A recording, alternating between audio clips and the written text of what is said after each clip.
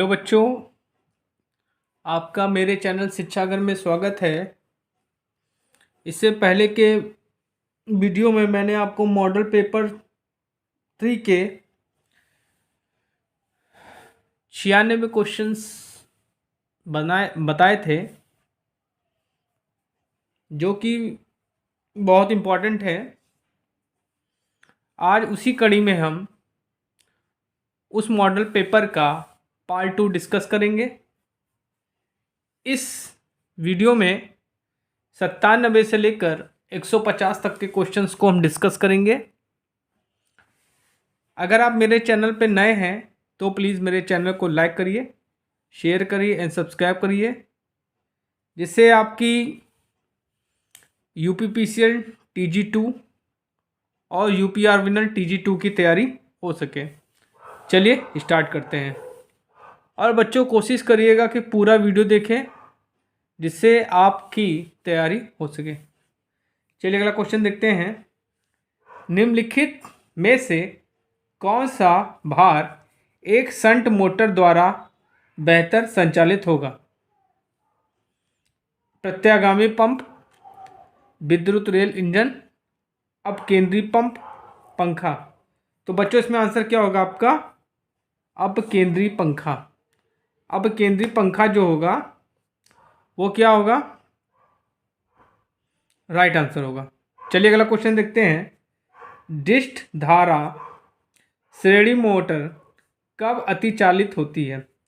भार में वृद्धि होने पर, क्षेत्र के खुले होने पर, आर्मेचर धारा के खुले होने पर, भार हटाने पर। तो बच्चों, आंसर क्या होगा इसमें? भार हटाने पर क्या होगा? ये अतिचालित हो जाएगी। ठीक है, चलिए अगला क्वेश्चन देखते हैं। DC शंट मोटर में गति नियंत्रण की फ्लक्स नियंत्रण विधि द्वारा जो गति हम प्राप्त करते हैं वो कौन सी गति होती है? सामान्य गति से ऊपर व नीचे दोनों,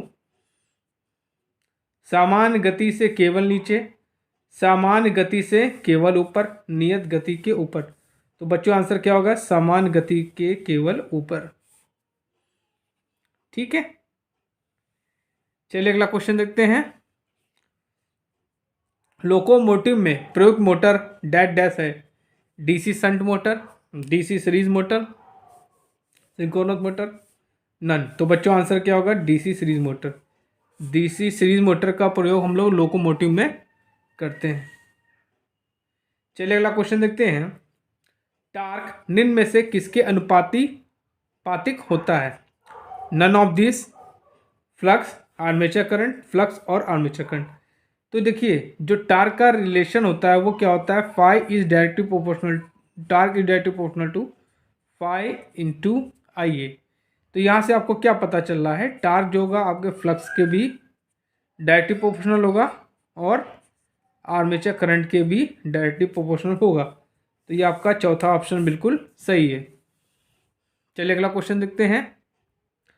DC मोटर में पश्च EMF के व्युत्क्रमानुपाती होते हैं। आर्मेचर चालकों की संख्या, आर्मेचर पथों की संख्या, फ्लक्स ध्रुवों की संख्या। देखिए, बैक EMF का फॉर्मूला क्या होता है? EB is equal to phi Z PN/60A। तो इस रिलेशन से क्या पता चल रहा है आपको कि EB जो है इन्वर्सली प्रोपोर्शनल टू A है। तो बच्चों, क्या होगा इसमें आंसर? समांतर पथों की संख्या। ठीक है, जो आपका EMF है ये क्या होता है? समांतर पथों की संख्या होती है। ठीक है, तो उसके इन्वर्सली प्रोपोर्शनल होगा। चलिए अगला क्वेश्चन देखते हैं, बहुत इंपॉर्टेंट है। वाल्ड लियोनार्ड नियंत्रण क्या है? Field diverter method, voltage control method है, फील्ड कंट्रोल मेथड है, आर्मेचर रेजिस्टेंस कंट्रोल मेथड है। तो बच्चों, आंसर क्या है? फील्ड वोल्टेज कंट्रोल मेथड है। वाल्ड लियोनार्ड जो होता है वोल्टेज कंट्रोल मेथड है।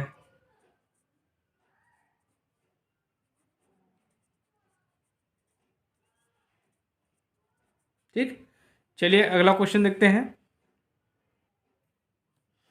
DC शंट मोटर में एक समान गति संभव है, इसलिए उनका प्रयोग डैश डैश में किया जाता है। लेथ मशीन में किया जाता है, क्रेन में यूज़ करते हैं, रोलिंग मिल में यूज़ करते हैं, या सेल्फ स्टार्टर में। तो बच्चों क्या होता है, लेथ मशीन में हम लोग क्या करते हैं, डीसी शंट मोटर का प्रयोग करते हैं। डीसी शंट मोटर कहाँ यूज़ होगी, आपकी लेथ मशीन में, लेथ मशीन में, या कह सकते हैं कि टूल्स बनाने वाली मशीन में इसका प्रयोग करते हैं। ठीक, चलिए अगला क्वेश्चन देखते हैं। डीसी शंट मोटर में चाल होती है independent of armature current, directly proportional to the armature current, proportional to the square of the current, inversely proportional to the armature current. तो बच्चों क्या होगा, independent of the armature current. चलिए अगला क्वेश्चन देखते हैं। नीचे दिया गया टॉर्क लोड कर्व किसकी विशेषता को दर्शाता है। ये आपको टार्क दिया है, ये आपका लोड करंट है। ठीक है, अब ये पूछ रहा है ये किस मोटर का ग्राफ है। डीसी सीरीज मोटर का है, डीसी शंट मोटर का है, ठीक है, डीसी कंपाउंड मोटर का है, डीसी सीरीज मोटर और डीसी शंट मोटर। तो बच्चों ये क्या होगा, डीसी सीरीज मोटर का ये ग्राफ है। ठीक है, टार्क इज इक्वल टू क्या हुआ, फाई आई ए। ठीक, तो यहाँ क्या होगा, फाई डायरेक्टली प्रोपोर्शनल होगा आर्मेचर करंट के, तो ये हो जाएगा आपका आई ए स्क्वायर। ठीक है, तो स्टार्टिंग में जो इसका जो होता है ये क्या होता है, ये पैराबोलिक होता है, स्टार्टिंग परवलयकाल होता है स्टार्टिंग में। ठीक है, और ये इस पॉइंट के बाद क्या होता है, जो ये क्या होता है, ये हो जाता है torque is directly proportional to armature current हो जाता है। ठीक है, इसके बाद ये क्या होता है, स्ट्रेट हो जाता है। तो ये किसका है, डीसी सीरीज मोटर का है। और शंट में क्या हो जाएगा, शंट में ऐसे होता है।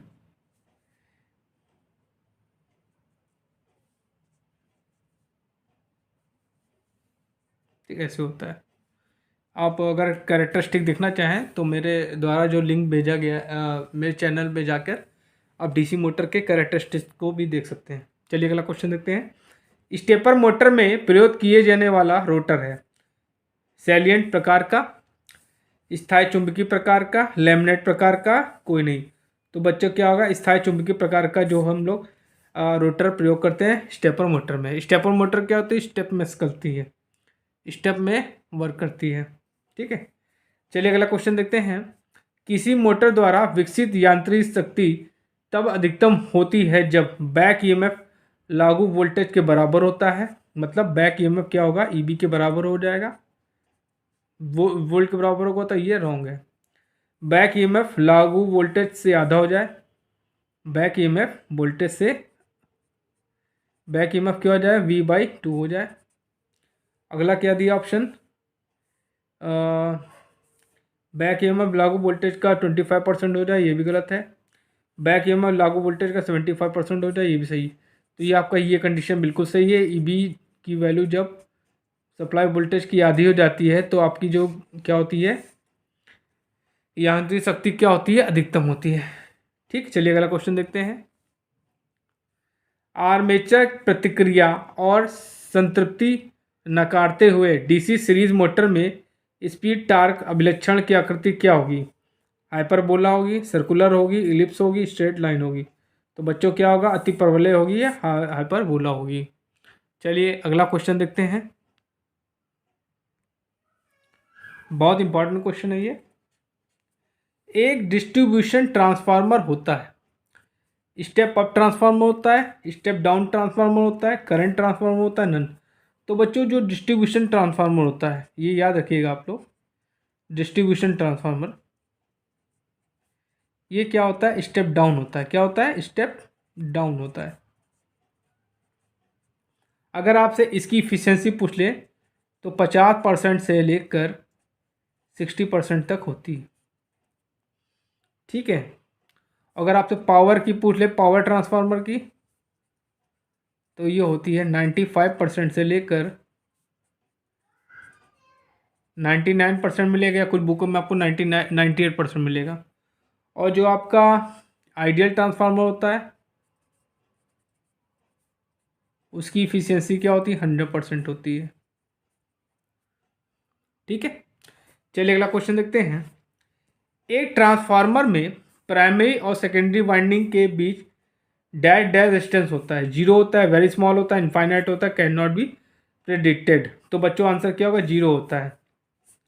ठीक है, इनके बीच में क्या रेजिस्टेंस की वैल्यू क्या होती है, रेजिस्टेंस क्या होगा, जीरो होगा, रेजिस्टेंस विल बी जीरो। चलिए अगला क्वेश्चन देखते हैं। ट्रांसफार्मर में फुल लोड कॉपर लॉसेस 1600 वाट है, हाफ लोड पर लॉसेस होगा 640 वाट होगा, 1600 वाट होगा, 800 वाट होगा, 400। तो हाफ लोड पे क्या हो जाएगा, लॉसेस क्या होते हैं, 1/² I/2 ये हो जाएगा।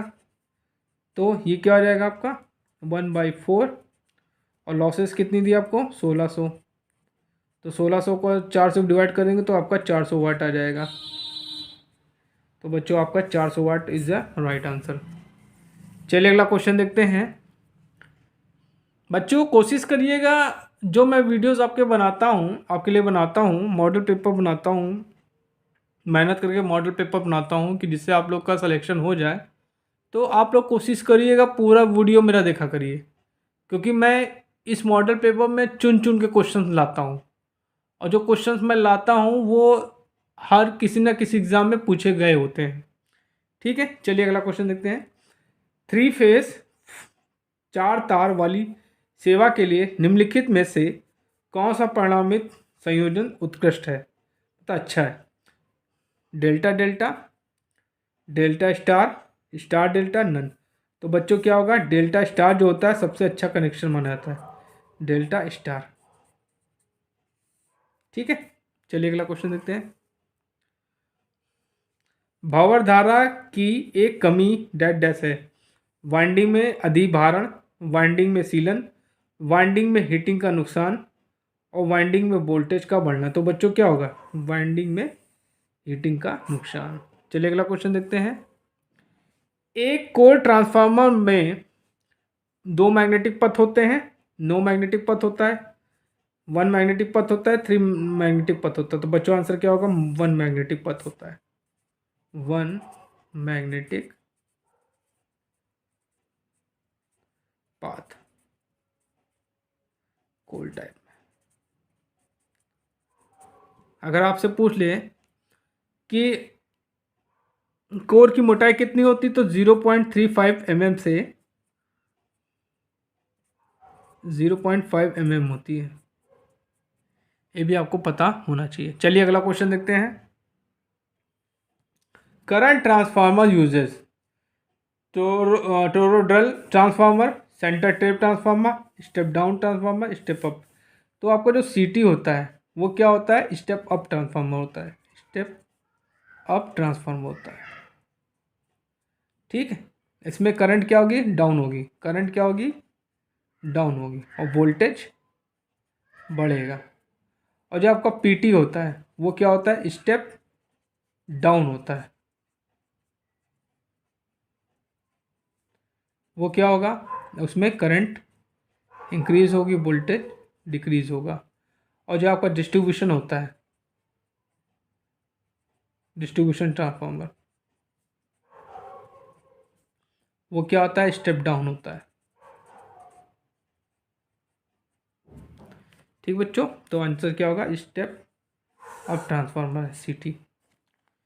चलिए, स्कॉट कनेक्शन को डैश डैश में बदलने के उपयोग किया जाता है, single phase supply into 3 phase supply, 3 phase supply into 2 phase supply, single phase supply into 2 phase supply. तो जो स्कॉट कनेक्शन होता है उसका प्रयोग हम लोग क्या करते हैं, 3 फेज सप्लाई को 2 फेज सप्लाई में कन्वर्ट करने के लिए यूज़ करते हैं। तो आपका सेकंड ऑप्शन बिल्कुल सही है। चलिए अगला क्वेश्चन देखते हैं। Kelvin bridge is use to measure current, capacitance, inductance, low resistance. तो कैल्विन जो ब्रिज होता है बच्चों, कैल्विन ब्रिज, इसका प्रयोग हम लोग किस करते हैं, लो रेजिस्टेंस के लिए।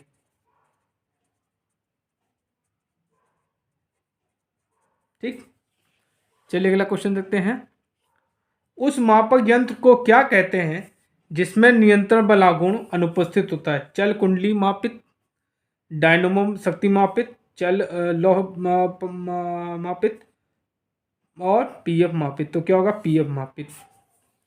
चलिए अगला क्वेश्चन देखते हैं। थर्मिस्टर हेतु वी आई ग्राफ है। स्ट्रेट लाइन होता है, एक सर्किल होता है, नॉट अ स्ट्रेट लाइन होता है, रेक्टेंगुलर होता है। तो क्या होगा? इसमें सही है not a straight line, straight line नहीं होता है। चलिए अगला क्वेश्चन देखते हैं। इसी तरह क्वेश्चन कई बार पूछा जाएगा आपसे एग्जाम में। यदि किसी बीट स्टोन ब्रिज में P की वैल्यू 10 ओम है, Q की वैल्यू 100 ओम है, S की वैल्यू 60 ओम है, तो अज्ञात प्रतिरोध का मान क्या होगा? देखिए बीट स्टोन ब्रिज का फॉर्मूला क्या होता है? P by Q is in equal to R by S. ठीक, अब इसमें हम लगा देंगे। P की वैल्यू कितनी दी है आपको? 10 ओम। Q की वैल्यू दी है 100 ओम। R तुम्हें निकालना है, S की वैल्यू दी है 100 ओम। तो R की वैल्यू क्या हो जाएगी? 10 गुणे 60 बटे 100। तो R की वैल्यू आ जाएगी आपकी 6 ओम। तो 6 ओम इज द राइट आंसर। चलिए अगला क्वेश्चन देखते हैं। चलिए बहुत इंपॉर्टेंट है।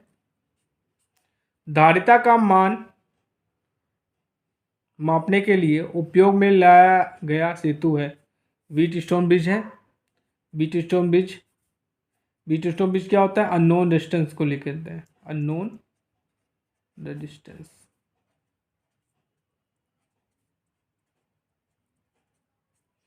शेयरिंग ब्रिज रॉन्ग है। Wien bridge, Schering bridge is the right answer. ठीक है, धारिता और हेज ब्रिज रॉन्ग है। क्या होगा? शेयरिंग ब्रिज का प्रयोग हम लोग कैपेसिटेंस नापने के लिए करते हैं। शेयरिंग ब्रिज, शेयरिंग ब्रिज किस क्या नापते हैं? कैपेसिटेंस नापता है। चलिए अगला क्वेश्चन देखते हैं। वोल्टेज रेगुलेटर सीधे ही नियंत्रित करता है। फील्ड करंट करता है, आउटपुट करंट करता है, स्टेटर सर्किट करता है और रेक्टिफिकेशन करता है। तो क्या करता है? वोल्टेज और फील्ड करंट को कंट्रोल करता है। चलिए अगला क्वेश्चन देखते हैं। अमीटर को समांतर में लगाने पर क्या होगा? ओपन सर्किट होगा, क्लोज सर्किट होगा, शॉर्ट सर्किट होगा, नन होगा। तो बच्चों क्या होगा? शॉर्ट सर्किट हो जाएगा। चलिए अगला क्वेश्चन देखते हैं। निम्न में से कौन शक्ति गुणक सुधार की वृद्धि नहीं है? यूजेज ऑफ स्टैटिक कैपेसिटर, ठीक है, यह कैपेसिटर है तो इम्प्रूवमेंट होगा। यूजेज ऑफ फेज एनवायरनमेंट, ये भी सही है। Usages of resistor in parallel, usages of synchronous condenser, ये भी सही है, ये भी सही, ये भी सही है। लेकिन ये कोई मेथड नहीं होता है कि रेजिस्टर्स को हम पैरेलल में जोड़ दें। तो इसमें राइट आंसर क्या होगा? Use of resistor in parallel. जिनमें टिक लगे हैं मतलब इनसे हम पावर फैक्टर इंप्रूवमेंट कर सकते हैं। अब ये नहीं सोचिएगा तीनों सही हैं। ठीक है, ट्रांसड्यूसर एक उदाहरण है जो सेल्फ जनरेटिंग है, भौतिक मात्रा को पहचान का सेंस करता है, इलेक्ट्रॉनिक उपकरणों में प्रयोग होता है सभी। तो बच्चों आंसर क्या होगा? ट्रांसड्यूसर जो होता है इलेक्ट्रॉनिक उपकरणों में प्रयोग होता है। चलिए अगला क्वेश्चन देखते हैं। वाट मीटर एक डैश डैश तरह का उपकरण है।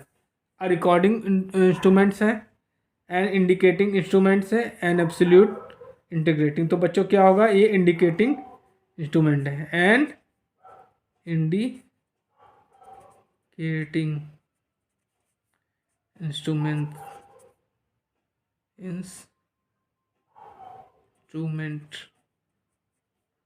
इंस्ट्रूमेंट्स है। चलिए अगला क्वेश्चन देखते हैं। स्क्वायरल केज इंडक्शन मोटर में डैश डैश स्लिप रिंग होती है। 0 होती है, 2 होती है, 3 होती है, 1 होती है। तो बच्चों आंसर क्या होगा? 0 होती है। ठीक है, चलिए अगला क्वेश्चन देखते हैं। प्रेरण मोटर में ज़्यादा संख्या में ध्रुव हो तो लेज़र द स्पीड होगी, ग्रेटर द स्पीड होगी, लेज़र द फ्रीक्वेंसी होगी, ग्रेटर द फ्रीक्वेंसी। देखिए स्पीड इक्वल टू क्या होता है? 120f/p। अब जहाँ p की वैल्यू बढ़ेगी तो स्पीड क्या होगी? घट जाएगी। तो बच्चों क्या होगा? Laser the speed, laser the speed मतलब स्पीड कम हो जाएगी। प्रेरण मोटर में क्रॉलिंग का कारण है high loads, improper design of machine, harmonic develop in a motor, low voltage supply. तो बच्चों आंसर क्या होगा, हार्मोनिक डेवलप हो जाते हैं मोटर में, ठीक है, इसी को हम लोग क्रॉलिंग बोलते हैं। चलिए अगला क्वेश्चन देखते हैं। निम्नलिखित में से क्या तीन फेज इंडक्शन को निम्नलिखित में से क्या तीन फेज प्रेरण मोटर की विद्युत डिग्री पर निर्भर करती है? फेज की संख्या, ध्रुवों की संख्या, कुंडली की संख्या, स्लॉट की संख्या। तो क्या होगा, ध्रुवों की संख्या। चलिए अगला क्वेश्चन देखते हैं। जब एक मोटर को चालू किया जाता है तब घूर्णक की आवृत्ति डैश डैश होती है, 50 हर्ट्ज होती है, same as supply frequency, same as a slip frequency 0। ठीक है, देखिए क्या होता है, जो आपकी फ्रीक्वेंसी होती है, ठीक है, वो क्या होती है, F R is equal to S F होती है। रोटर की फ्रीक्वेंसी का फॉर्मूला क्या होता है, F R is equal to S F. लेकिन अब क्या होता है, स्टैंड स्टिल की कंडीशन में, जब रोटर मतलब स्टैंड स्टिल कंडीशन में तो होता है, तो यहाँ पे स्लिप की वैल्यू 1 होती है। तो उस कंडीशन में अगर हम यहाँ पे एस की वैल्यू 1 रख देंगे तो F R equal to F हो जाएगा। मतलब रोटर की फ्रीक्वेंसी क्या होगी, सप्लाई फ्रीक्वेंसी के बराबर होगी, तो same as a supply frequency. चलिए अगला क्वेश्चन देखते हैं। गति नियंत्रण के लिए ध्रुव परिवर्तन विधि को डैश डैश में अपनाया जा सकता है? Slip ring motor, synchronous motor, squirrel cage induction motor, single phase induction motor. तो कहाँ यूज़ कर सकते हैं, स्क्वायरल केज इंडक्शन मोटर। ठीक है, देखिए N is equal to 120 F by P. ठीक, मतलब स्पीड को हम N is directive portal frequency से कंट्रोल कर सकते हैं, पोल से कंट्रोल कर सकते हैं, और वोल्टेज से, और बाय द वोल्टेज। ठीक, चलिए अगला क्वेश्चन देखते हैं। एक प्रेरण मोटर का स्टार्टिंग टॉर्क तब मैक्सिमम होगा जब rotor resistance equal to rotor reactance, rotor resistance is twice the rotor reactance, rotor resistance is half the rotor reactance, rotor resistance is √3 times rotor reactance. देखिए formula condition क्या होती है, R2 is equal to X2। तो उस condition को ये जब क्या होता है, जो स्टार्टिंग टॉर्क का बड़ा मैक्सिमम होगा जब R2 की वैल्यू X2 के बराबर हो जाएगी। तो क्या हो जाएगा, पहला ऑप्शन बिल्कुल सही है, रोटर का रेजिस्टेंस जो है रोटर के रिएक्टेंस के बराबर जब हो जाएगा तो स्टार्टिंग टॉर्क क्या होगा, मैक्सिमम होगा। चलिए अगला क्वेश्चन देखते हैं। कम क्षमता वाली इंडक्शन मोटर के लिए डैश डैश प्रयोग किया जाता है? ऑटो ट्रांसफार्मर स्टार्टर यूज़ किया जाता है, डोल स्टार्टर किया जाता है, और step down transformer starter use किया जाता है, स्टार डेल्टा। तो बच्चों क्या होगा, डोल स्टार्टर का प्रयोग हम लोग करते हैं। ऑटो ट्रांसफार्मर स्टार्टर का प्रयोग 20 HP के ऊपर यूज़ करते हैं हम लोग। ठीक है, और ये डोल स्टार्टर 5 HP की तक की मोटर के लिए हम लोग यूज़ करते हैं। ठीक, और 5 से ऊपर वाले के लिए हम लोग स्टार डेल्टा यूज़ करते हैं। ठीक, चलिए आगे देखते हैं क्वेश्चन। स्टेपर मोटर ज़्यादातर के लिए प्रयोग किया जाता है? प्रचालन की बहुत तेज गति, उच्च शक्ति की आवश्यकताएं, प्रचालन की बहुत धीमी गति, कंट्रोल सिस्टम के प्रयोग। तो कहाँ यूज़ होता है, आपका कंट्रोल सिस्टम में यूज़ होता है ये। चलिए अगला क्वेश्चन देखते हैं। सैडेड पोल मोटर में छादित कुंडली का उद्देश्य क्या है? ठीक है, produce rotating magnetic field, reduce friction loss, reduce rough commutation, reduce armature reaction. तो बच्चों आंसर क्या होगा, प्रोड्यूस रोटेटिंग मैग्नेटिक फील्ड। चलिए अगला क्वेश्चन देखते हैं, बहुत इंपॉर्टेंट क्वेश्चन है ये। AC और DC आपूर्ति दोनों पर कौन सा मोटर कार्य कर सकता है? Compound motor, hysteresis motor, shaded pole motor, universal motor. तो यूनिवर्सल जो मोटर होती है बच्चों, ठीक है, सार्वभौमिक मोटर भी इनको बोलते हैं, ये क्या होता है, AC और DC दोनों पे वर्क करती है। चलिए अगला क्वेश्चन देखते हैं। डैश डैश मोटर का प्रयोग मिक्सर ग्राइंडर में किया जाता है? संट, कैपेसिटर, सैडेड पोल, यूनिवर्सल मोटर। तो बच्चों आंसर क्या होगा? Universal motor. ठीक है, मिक्सर ग्राइंडर में समझ लीजिए यूनिवर्सल मोटर यूज करेंगे। चलिए अगला क्वेश्चन देखते हैं। अल्टरनेटर में अवमंदन वाइंडिंग किस लिए दी जाती है? चाल दोलन प्रभाव बढ़ाने के लिए, कंपन घटाने के लिए, पलागुण बढ़ाने के लिए, चाल दोलन प्रभाव घटाने के लिए। तो बच्चों आंसर क्या होगा? चाल दोलन प्रभाव को हटाने के लिए हम लोग क्या करते हैं? अवमंदन वाइंडिंग का प्रयोग करते हैं। चलिए अगला क्वेश्चन देखते हैं। अल्टरनेटर को चलाने वाले प्राइम मूवर की गति, वोल्टेज और डैश डैश निर्धारित करती है? आउटपुट करंट, आक्रांत समय, आउटपुट गति, आउटपुट की फ्रीक्वेंसी। तो बच्चों क्या होगा?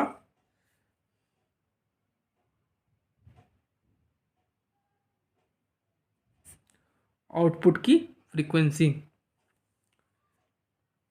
एक सिंक्रोनस मोटर की गति बढ़ते लोड के साथ कम हो जाती है, शून्य के बराबर होती है, बढ़ते लोड के साथ बढ़ जाती है, बढ़ते लोड पर लगभग स्थित। तो चौथा ऑप्शन बिल्कुल सही है। देखिए सिंक्रोनस मोटर ऐसी मोटर है जिस पर लोड का कोई प्रभाव ज़्यादा नहीं पड़ता है। उसकी स्पीड क्या होती है? एक नियत रहती है सिंक्रोनस स्पीड। चलिए अगला क्वेश्चन देखते हैं। सिंक्रोनस मोटर में उत्तेजन में परिवर्तन उसके डैश डैश को प्रभावित करता है? ऊर्जा घटक और वोल्टेज, ऊर्जा घटक, वोल्टेज और करंट। तो बच्चों आंसर क्या होगा? ऊर्जा घटक। चलिए अगला क्वेश्चन देखते हैं। एक बक कन्वर्टर का उपयोग किया जाता है वोल्टेज को स्थिर करने में, वोल्टेज को दोगुना करने में, वोल्टेज को बढ़ाने में, वोल्टेज को कम करने में। तो आंसर क्या होगा आपका? वोल्टेज को कम करने में। चलिए अगला क्वेश्चन देखते हैं। टोराराइड, टोरायड एक डैश डैश होता है? तार की कुंडली होती है, तार की कुंडलीकृत कॉइल होती है, लूप्ड वायर होता है, सीधा तार होता है। तो क्या होता है? ये तार की कुंडलीकृत कॉइल होती है।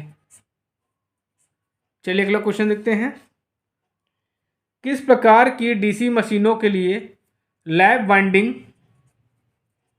पास वाइंडिंग को पास वाइंडिंग को हम लोग लैप वाइंडिंग कहते हैं, को प्राथमिकता दी जाती है? उच्च धारा और निम्न वोल्टता, निम्न धारा उच्च वोल्टता, निम्न धारा निम्न वोल्टता, उच्च धारा और उच्च वोल्टता। तो बच्चों आंसर क्या होगा? उच्च धारा और निम्न वोल्टता। ठीक है, इसका उल्टा कर दी तो आपकी वेव वाइंडिंग यूज होगी। ठीक है, चलिए अगला क्वेश्चन देखते हैं। यदि पोल्स की संख्या 4 तो खांचों की संख्या 24 है तो पोल पिच का मान होगा? तो पोल पिच इक्वल टू क्या हो जाएगा? पोल पिच इक्वल टू खांचों की संख्या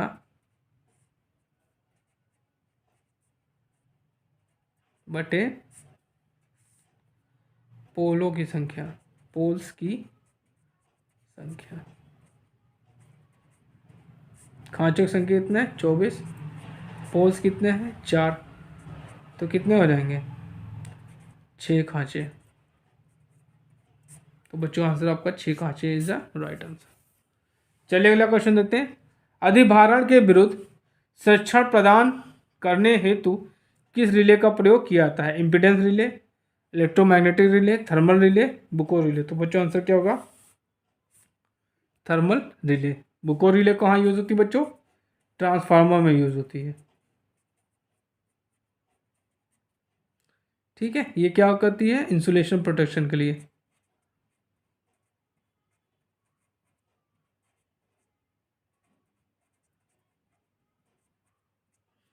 इंसुलेशन प्रोटेक्शन मतलब ये नहीं कि कोई फॉल्ट होती है इंसुलेशन से रिलेटेड तो सेंस करती है।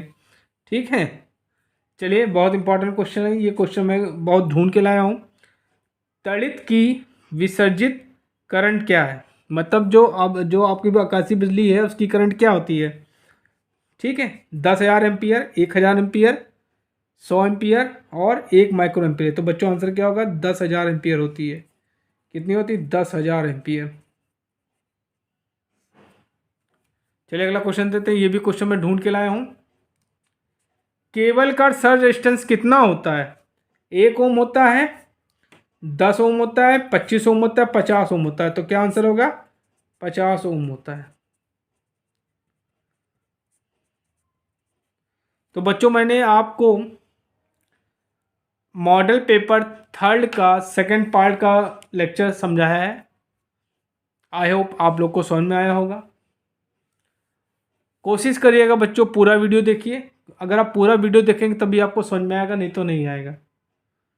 और अगर आप मेरे चैनल पर नए हैं तो प्लीज़ मेरे चैनल को लाइक करिए, शेयर करिए एंड सब्सक्राइब करिए, जिससे मैं आप लोगों की इसी प्रकार तैयारी करवाता रहूं। Thank you.